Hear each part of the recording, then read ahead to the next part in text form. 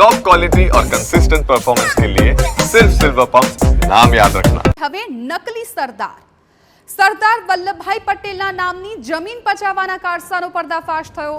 નકલી સરદારની ઓળખ આપી નકલી સાક્ષીઓ ઊભા કરવામાં આવ્યા। સરદાર પટેલના નામે ચાલતી જમીનનો બારોબાર દસ્તાવેજ કરી દેવામાં આવ્યો। મહેમદાવાદ તાલુકાના ગાળવામાં આવેલી છે જમીન। ગુજરાત પ્રાંતીય સમિતિની જમીન પર ચાલતું હતું વલ્લભભાઈ પટેલનું નામ। વર્ષ 2004માં રેકર્ડના ડેટા કમ્પ્યુટરાઇઝ કરવામાં આવ્યા હતા। રેકર્ડમાંથી ગુજરાત પ્રાંતીય સમિતિ નીકળી જતા ખાલી વલ્લભભાઈનું નામ રહ્યું હતું। આરોપીએ ચૂકનો લાભ લઈ વલ્લભભાઈ ઝવેરભાઈ પટેલનું નામ ધારણ કર્યું।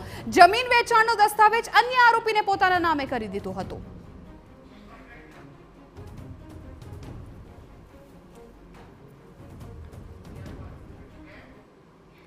સંવાદદાતા ધર્મેન્દ્ર કપાસી આ મામલે વધુ જાણકારી આપી રહ્યા છે। ધર્મેન્દ્ર, ખૂબ જ ચોંકાવનારી આ ઘટના કહી શકાય। અત્યાર સુધી રાજ્યમાં ઘણી નકલીની ભરમાર જોઈ છે, પરંતુ હવે નકલી સરદારના નામે જમીન પચાવવાનો આખો આ કારસો શું છે? સંપૂર્ણ વિગતો જિજ્ઞાસા, વાત કરવામાં આવે તો દેશની આઝાદી પહેલા જે સ્વતંત્ર સેનાનીઓ હતા તેમના દ્વારા સ્વતંત્ર સેનાનીઓ અને અન્ય જે દેશભક્તો છે તેમના માટે ગુજરાત પ્રાંતીય સમિતિ બનાવવામાં આવી હતી અને આ પ્રાંતીય સમિતિ દ્વારા જુદા જુદા પ્રકારે અંગ્રેજો સામે લડત આપવાની હતી અને તેના માટે જમીનોનું સંપાદન કરવામાં આવ્યું હતું। મહત્વની બાબત એ છે કે જે તે સમયે ગુજરાત પ્રાંતીય સમિતિના અધ્યક્ષ હતા સરદાર વલ્લભભાઈ પટેલ। મહત્વની બાબત એ છે કે મહેમદાવાદ તાલુકાના ગાડવા ગામે સર્વે નંબર 270માં એક જમીન આવેલી હતી જે લોકો દ્વારા ગુજરાત પ્રાંતીય સમિતિને આપી દેવામાં આવી હતી।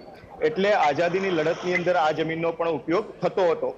મહત્વની બાબત એ છે કે જે 4 આરોપીઓ છે તે આરોપીઓએ 2010ની અંદર એક દસ્તાવેજ કર્યો હતો। અગાઉ પણ ફેરફાર નોંધ કરવાનો પ્રયાસ કર્યો હતો। ગાડવા ગામની સર્વે નંબર 270ની જે જમીન આવેલી હતી જે ગુજરાત પ્રાંતીય સમિતિના નામે આવેલી હતી, આ જમીનની ઉપર ખોટા દસ્તાવેજ ઉભા કરી, ખોટા ઓળખ પુરાવા ઉભા કરી, ખોટા સરદાર વલ્લભભાઈ પટેલના નામે જે આરોપી છે તેમના દ્વારા જમીન લેવામાં આવી હતી અને સામે વેચાણ પર કરવામાં આવ્યું હતું।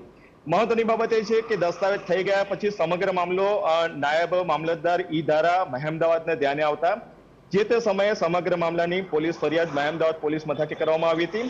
ત્યાર પછી તપાસ કરવામાં આવી હતી જેની અંદર 4 આરોપીઓની અટકાયત પણ કરવામાં આવી હતી અને સમગ્ર મામલો મહેમદાવાદ કોર્ટની અંદર જતા કોર્ટ દ્વારા ગઈકાલે જજમેન્ટ આપવામાં આવ્યું હતું જેમાં જે 4 આરોપીઓ છે તેમને 2 વર્ષની સજા અને અન્ય કેસોની અંદર 1 વર્ષની સજા ફરમાવવામાં આવી હતી। મહત્વની બાબત એ છે કે 2 વર્ષ કરતા ઓછી સમયની જે સજા હોય છે તેની અંદર જામીન મળતા હોય છે।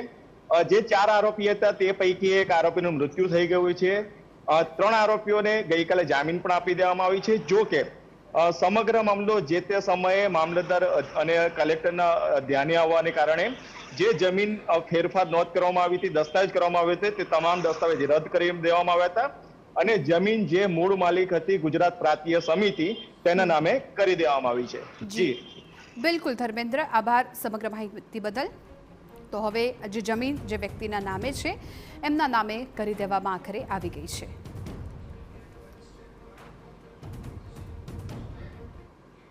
સમાચાર ગાંધીનગરથી દહેગામના મામલેદાર લાંચ લેતા ઝડપાયા।